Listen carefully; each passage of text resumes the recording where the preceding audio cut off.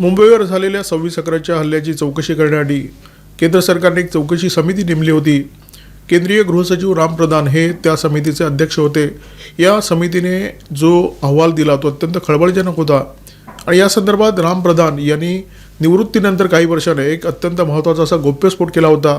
The Hindu या इंग्रजी दैनिकाला त्यांनी मुलाखत दिली होती आणि या मुलाखतीमध्ये त्यांनी स्पष्टपणे म्हटलं होतं की आम्ही जो अहवाल दिला त्या अहवालामध्ये एक बाब अधोरेखित करून मी पी चिदंबरम यांच्या निदर्शनास आणून दिली होती। 26/11च्या हल्ल्याचा संबंध मुंबईमध्ये असलेल्या एका घरबेद्याशी आहे। राम प्रधान यांनी त्याच्यासाठी मोल हा शब्द वापरला होता। याचा अर्थ हेराशी संबंध आहे असं त्यांनी पी चिदंबरम यांना निदर्शनास आणून दिलं होतं। परंतु या संदर्भात पुढे कोणतीही चौकशी झाली नाही असं राम प्रधान यांनी या मुलाखतीमध्ये अत्यंत खेदाने नोंदवलं होतं। काँग्रेस नेत्यांची मानसिकता किती नीच आणि देशद्रोही आहे बघा। गृहसचिव पातळीचा एक अधिकारी केंद्रीय गृहमंत्र्याला निदर्शनास आणून देतो की मुंबईमध्ये जो भीषण दहशतवादी हल्ला झाला आहे त्याच्यामध्ये एका घरबेद्याचा हात आहे, परंतु त्या घरबेद्याला शोधण्याचा कोणत्याही प्रकारे प्रयत्न होत आहे।